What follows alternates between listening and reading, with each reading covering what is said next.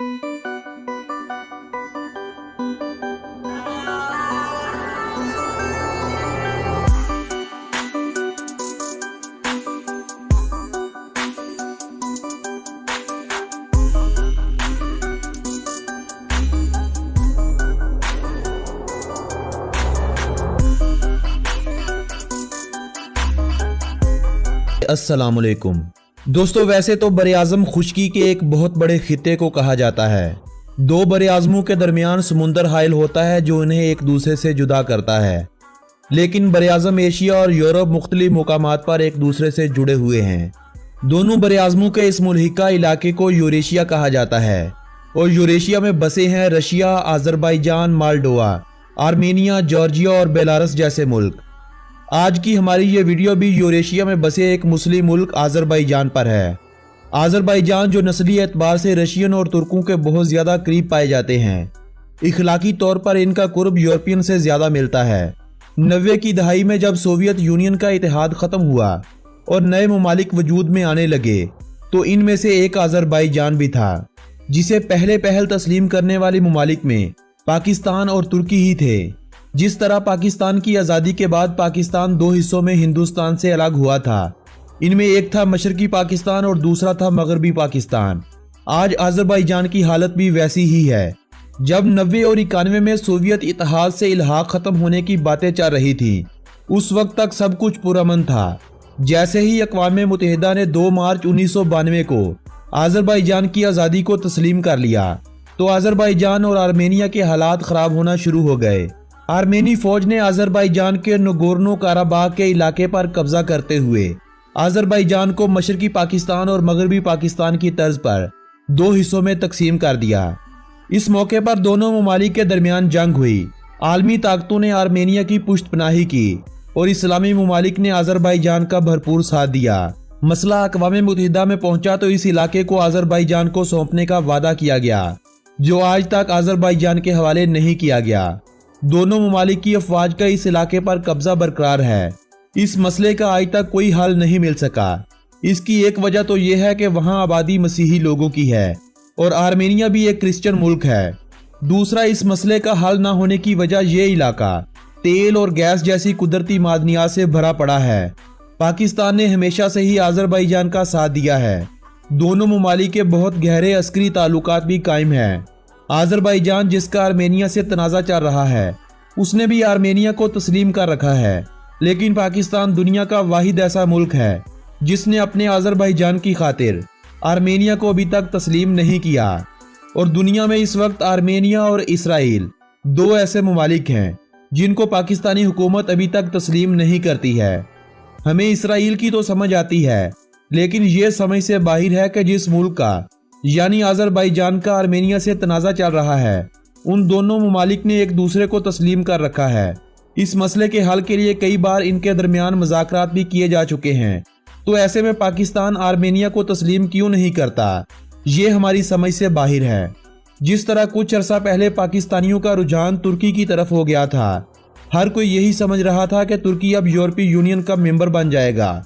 पिछले कुछ सालों से सयाहों की आसानी के लिए अज़रबैजान ने पाकिस्तान के लिए ई वीज़ा सर्विस शुरू की थी, जिसकी मदद से सयाह हजरात घर बैठे अपने कंप्यूटर से अज़रबैजान का ई वीज़ा अप्लाई करते हैं और उन्हें 2 से 3 दिनों के अंदर अंदर अज़रबैजान का ई वीज़ा मिल जाता है। आज हर दूसरा एजेंट अवाम को धोखा देने की कोशिश में है। कामकाज करने वालों को अज़रबैजान का ई वीज़ा लेकर उन्हें अज़रबैजान भेज रहे हैं और उन्हें सुहाने ख्वाब दिखला रहे हैं कि जल्द अज़रबैजान भी यूरोपीय यूनियन का हिस्सा बनेगा और अपनी पूरी कोशिश में है कि जैसे तैसे करके पाकिस्तानियों के लिए इस आसान वीज़े को ख़त्म करवा सकें और पाकिस्तानी सयाह जो खासकर सैरो तफरीह की गर्ज से कहीं जाते हैं, उनके लिए भी अज़रबैजान का वीज़ा यूरोपीय वीज़ों की तरह मुश्किल हो जाए। दोस्तों, ये तो वो बातें थी जिनके बारे में हर शख्स जानता है। आइए अब बात करते हैं अज़रबैजान के उन छुपे हुए हक़ाइक़ की जिनके बारे में हर किसी को ख़ास इल्म नहीं होता। मगर इस वीडियो में आगे बढ़ने से कबल नए आने वाले दोस्तों से मैं गुजारिश करता हूं कि अगर आपने अभी तक YouTube पर मौजूद हमारे इस चैनल को सब्सक्राइब नहीं किया तो जल्दी से हमारे इस चैनल को सब्सक्राइब कर लीजिए और साथ बने बेल के आइकॉन को भी दबा दीजिए ताकि सैरो तफरीह और मालूमात पर बनाई गई कोई भी वीडियो आप दोस्तों से कहीं मिस ना हो जाए। दोस्तों, अजरबैजान की सरहदें इस वक्त मशरिक में कैस्पियन सी, शुमाल में रूस और जॉर्जिया, मगरिब में आर्मेनिया और तुर्की, जबकि जनूबी सिंध से ईरान जैसे मुल्क से मिलती हैं। इस वक्त जिस रकबे पर आज़री हुकूमत कायम है वो रकबा है 86,600 मरबा किलोमीटर का। अपने रकबे के एतबार से यह मुल्क इस वक्त दुनिया का 112वां बड़ा मुल्क है। मुल्क के 4,400 मरबा किलोमीटर के रकबे पर इस वक्त आर्मेनी अफवाज का कब्जा भी कायम है। मुल्क की मौजूदा आबादी 1,27,000 अफराद के करीब है और यह मुल्क अपनी आबादी के हवाले से इस वक्त दुनिया भर में 90 नंबर पर आने वाला बड़ा मुल्क तस्वर किया जाता है। यह मुल्क दुनिया के उन ममालिक में से एक है जिन पर अलेक्जेंडर यानी सिकंदर आजम की हुकूमत भी रह चुकी है। उमवी दौरे हुकूमत में इस मुल्क पर अरब से आने वाले मुसलमानों ने कब्जा किया था और फिर आने वाले सालों में इस्लाम इस खित्ते में फैलता चला गया। जब सल्तनत रूस का खात्मा हो रहा था तो अजरबैजान, आर्मेनिया और जॉर्जिया ने मिलकर एक रियासत कायम की जिसका बहुत जल्द खात्मा भी हो गया और 1918 में अजरबैजान ने तीनों ममालिक की इस मुल्हिका रियासत से अलहदगी इख्तियार करते हुए अपनी आज़ादी का ऐलान कर दिया। इस रियासत को दुनिया की पहली मुस्लिम पार्लिमानी रियासत होने का भी एजाज़ हासिल हुआ था। 1936 में अजरबैजान सोवियत यूनियन का दोबारा से हिस्सा बना और 1992 तक यह रूसियों के मोहताज ही रहे। आज अजरबैजान आज़ाद है। इनकी आज़ादी को आप इस मुल्क में पहुंचकर ही सही तरह से महसूस कर सकते हैं। कैस्पियन सी के किनारे बसा बादे कुबा शहर, जिसका नाम मुसलमानों ने हवाओं का मारा शहर के तौर पर रखा था, आने वाली सदियों में बिगड़कर बाकू हो गया। आज इस शहर को मुल्क का सबसे बड़ा शहर होने के अलावा इस मुल्क का दारुल हुकूमत होने का भी एजाज हासिल है। अजरबैजानी इस मुल्क की सरकारी जुबान है। यह जुबान तुर्की जुबान से निकली हुई एक शाख है। जिस तरह हिंदी बोलने वाले उर्दू को आसानी से समझ लेते हैं, वैसे ही तुर्किश बोलने वाले अजरबैजानी जुबान को आसानी से समझ लेते हैं।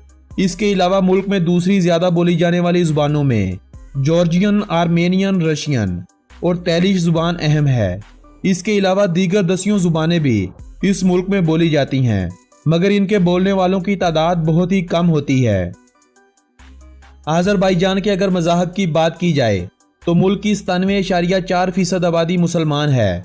मुसलमानों में ज़्यादा आबादी शिया और फिर सुन्नी मुसलमानों की है। मुसलमानों के अलावा इस मुल्क में 1.1% मसीही बरादरी भी मुकीम है।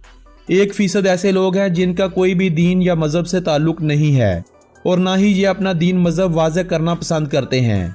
0.5% में दूसरे मज़ाहब के लोग भी इस मुल्क में बसते हैं। इन दूसरे मज़ाहब के लोगों में यहूदी और बहायत के पैरोकारों की अक्सरियत ज़्यादा है।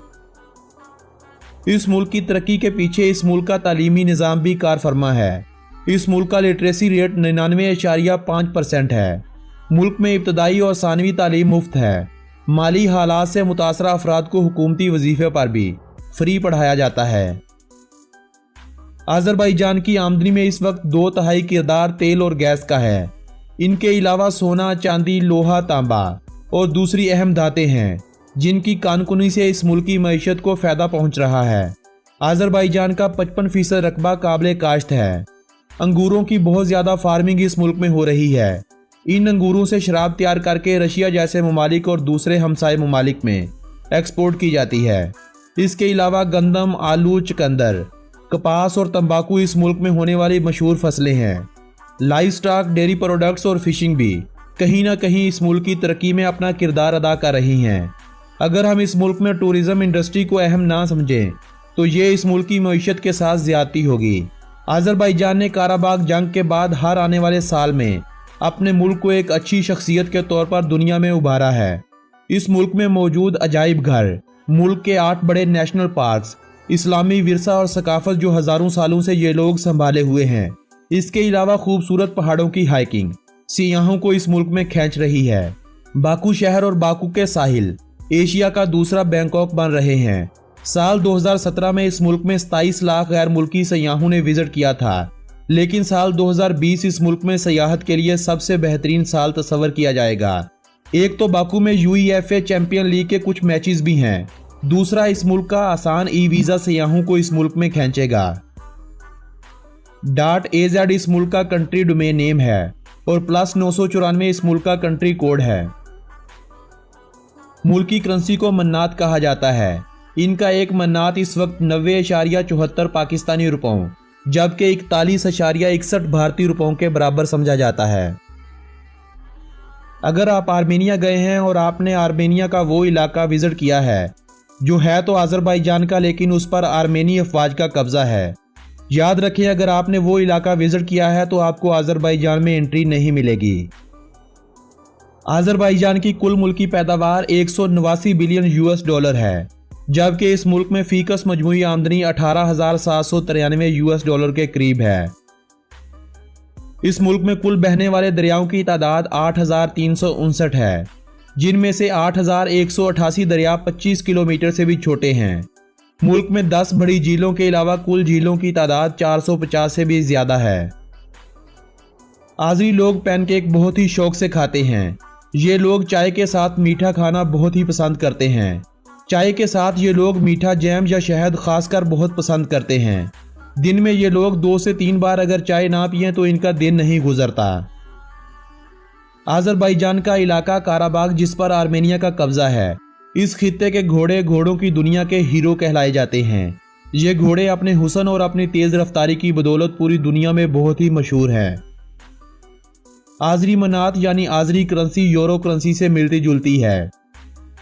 अजरबैजानी लोग सोने के दांत लगवाने के बहुत ही शौकीन होते हैं, यहाँ तक कि ये लोग अपने अच्छे भले दांतों को निकलवाकर सोने के दांत लगवा लेते हैं। कारपेट और कालीन इस मुल्क के देही इलाकों में कई सदियों से बनाया जा रहा है। कालीन साजी बाकायदा एक सनत के तौर पर भी कायम है।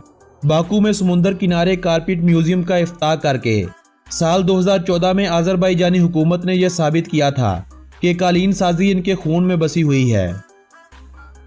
फ्री स्टाइल रेसलिंग इस मुल्क की कौमी खेल होने का एजाज रखती है। इस मुल्क में म्यूजिक सुनना और बजाना भी एक खेल के तौर पर ही लिया जाता है। इसके अलावा स्कीइंग, रॉक क्लाइंबिंग, बॉक्सिंग, सोकर, रग्बी यूनियन, वॉलीबॉल और शतरंज इस मुल्क में दूसरी ज्यादा खेली जाने वाली खेलें तस्वर की जाती हैं। पर्शियन आयरन वुड इस मुल्क का कौमी दरख्त होने का एजाज रखता है। अनार को इस मुल्क का कौमी फल तस्वर किया जाता है। काराबाग हॉर्स को इस मुल्क का कौमी जानवर कहा जाता है। कुजवेनी चकोर को इस मुल्क का कौमी परिंदा माना जाता है। जेरबीरा के फूल को इस मुल्क का कौमी फूल कहा जाता है। अजरबैजान में गैस की बहुतायत है। मुल्क में कई जगह ऐसी हैं जहां हर वक्त गैस निकल रही होती है। कई मुकामात ऐसे भी हैं जहां कई सालों से मुसलसल गैस के इखराज से आग भी जल रही है। बाकू में बनाया गया फ्लेम टावर इसी बात की निशानी है कि खुदा ने इस मुल्क को गैस जैसी नेमत से नवाज रखा है। अजरबैजान के शहर बाकू को अगर हम एशिया का वीनस कहें तो यह भी कोई गलत बात नहीं होगी। वीनस शहर की तर्ज पर नहरें इसी शहर से भी गुजारी गई हैं, जिन नहरों में गंडोला कश्तियों का राज रहता है। इन गंडोला कश्तियों में बैठकर आप इस शहर की खूबसूरती का एक नए अंदाज में मजा ले सकते हैं। 2010 में अजरबैजान में लगा झंडा दुनिया के सबसे बुलंद पोल पर लहराता नजर आता था, लेकिन साल 2010 में ताजिकिस्तान ने दुनिया के सबसे ऊंचे पोल पर अपने झंडे को लहराकर ये एजाज अजरबैजान से छीनकर अपने नाम कर लिया था। आज ऑयल एक्सपोर्ट करने वाले ममालिक में अजरबैजान का एक बड़ा नाम है, मगर सबसे बड़ा नहीं। पहली जंग अजीम से पहले अजरबैजान सारी दुनिया का आधा तेल अकेला सप्लाई किया करता था। अजरबैजान में 400 से ज्यादा मड वोल्केनोज हैं। दूसरे ममालिक से आए लोग इन वोल्केनोज को देखना बहुत पसंद करते हैं। पहले इस मुल्क में रशियन जुबान तालीमी निसाब का हिस्सा हुआ करती थी, लेकिन अब रशियन और अंग्रेजी दूसरी और तीसरी जुबानों के तौर पर इस मुल्क में बोली और पढ़ी जाती हैं। मुल्क के पुराने लोग जिन्होंने आज़ादी से पहले का अजरबैजान देख रखा है, वो लोग रशियन जुबान पर मुकम्मल अबूर भी रखते हैं, और जो आज की नई नस्ल है वो रशियन जुबान से इतना ही लगाव रखती है जितना हम पाकिस्तानी अजरबैजानी जुबान से रखते हैं। अजरबैजान का दुनिया में एक अच्छा नाम है, और इस अच्छे नाम की वजह यह भी है कि इस मुल्क का मीडिया आज़ाद नहीं है। किसी को भी इस मुल्क के खिलाफ बोलने की इजाज़त नहीं है। यही वजह है कि अगर कोई छोटा मोटा फसाद या हंगामा हो भी जाता है, वो ना तो किसी दूसरे मुल्क में पता चलता है और ना ही मुल्क की आलमी सतह पर बदनामी होती है। इस मुल्क के नाम का मतलब है लैंड ऑफ फायर। इस नाम रखने की एक वजह यह भी है कि हजारों साल पहले जब इस मुल्क में गैस की बहुतायत की वजह से गर्म मौसम में आग भड़क उठती थी तो इस मुल्क के लोग इस आग की पूजा किया करते थे। इसी मुनासबत से इस मुल्क को आज लैंड ऑफ फायर यानी आग की सरजमीन कहा जाता है। इस मुल्क में सदारती निज़ाम लागू है। पहले इस मुल्क में मुंतखब होने वाले सदर की मुद्दत 5 साल हुआ करती थी, लेकिन साल 2016 में इसे बढ़ाकर 7 साल कर दिया गया था। 30 अगस्त 1991 को इस मुल्क को आज़ादी मिली थी। इसी वजह से 30 अगस्त का दिन इस मुल्क के लिए जश्न आज़ादी होता है। इस मुल्क के 60% रकबे पर पहाड़ों ने छांव कर रखी है। पाकिस्तान वक्त के लिहाज से आज़रबाईजान से 1 घंटा आगे है, जबकि दोनों ममालिक की सरहदों के दरमियान दूरी 2000 किलोमीटर से कुछ जायद की बनती है। 30 लाख लोगों की रहायशगाह बाकू शहर मुल्क की सबसे बड़ी बंदरगाह होने का एजाज भी अपने पास रखता है। आज़रबाईजान में गर्मियों में ज्यादा से ज्यादा दर्जा हरारत 46 डिग्री और सर्दियों में कम से कम -33 डिग्री रिकॉर्ड किया गया था। दुनिया में ईरान के बाद सबसे ज्यादा शिया आबादी वाला मुस्लिम मुल्क भी यही आज़रबाईजान ही है। फास्ट फूड की दुनिया में KFC का एक बहुत बड़ा नाम है। पूरी दुनिया में इस वक्त 120 से ज्यादा ममालिक में KFC रेस्टोरेंट खोले जा चुके हैं। इनकी कुल 19,000 से ज्यादा शाखें काम कर रही हैं। क्या आप जानते हैं कि इनका सबसे बड़ा रेस्टोरेंट कहाँ है? इनका सबसे बड़ा रेस्टोरेंट इसी मुल्क यानी आज़रबाईजान के शहर बाकू में काम कर रहा है। आज़रबाईजान में साल 2018 के दौरान 30 लाख से जायद गैर मुल्कियों ने सफ़र किया था। अगर आप भी आज़रबाईजान जाना चाहते हैं तो आपके लिए सबसे बेहतर ये रहेगा कि आप ईरान का ई-वीज़ा अप्लाई कीजिए, जो हाल ही में ईरान ने पाकिस्तानियों के लिए भी फ्राहम करना शुरू कर दिया है। ईरान का ई-वीज़ा हासिल करने के बाद आज़रबाईजान का ई-वीज़ा अप्लाई करें। $24 इसकी फ़ीस है, वो अदा कीजिए और बाय रोड ईरान और आज़रबाईजान का सस्ते में टूर कीजिए। लोकल ट्रांसपोर्ट का इस्तेमाल करते हुए आप बहुत ही सस्ते में एक अच्छा टूर कर सकते हैं। अगर आपको वीज़ा लेने में दुश्वारी नज़र आती है तो आप कमेंट करते हुए मुझे बताइएगा ज़रूर। मैं आपको एक तफसीली वीडियो की सूरत में बतला दूंगा कि कैसे एक पासपोर्ट और चंद हज़ार रुपयों से आप इन दोनों ममालिक का वीज़ा लेकर इनमें सैर के लिए जा सकते हैं। आज की इस वीडियो में बस इतना ही। अगर आपको हमारी ये वीडियो पसंद आई हो तो इस वीडियो को अपने अजीज़ो अकारब के साथ व्हाट्सएप और फेसबुक वॉल पर शेयर करते हुए अपनी पसंदीदगी का इजहार लाजमी कीजिएगा। मेरी हौसला अफजाई के लिए इस वीडियो को लाजमी तौर पर लाइक भी कीजिएगा। कमेंट करते हुए हमें अपनी तजावीज़ और राय से ज़रूर आगाह रखा करें ताकि हम अगली आने वाली वीडियोज़ में मज़ीद बेहतरी ला सकें। आपसे मुलाकात होगी बहुत जल्द एक नए मुल्क की वीडियो के साथ। तब तक के लिए अपने इस दोस्त को दीजिएगा इजाज़त। अल्लाह निगहबान।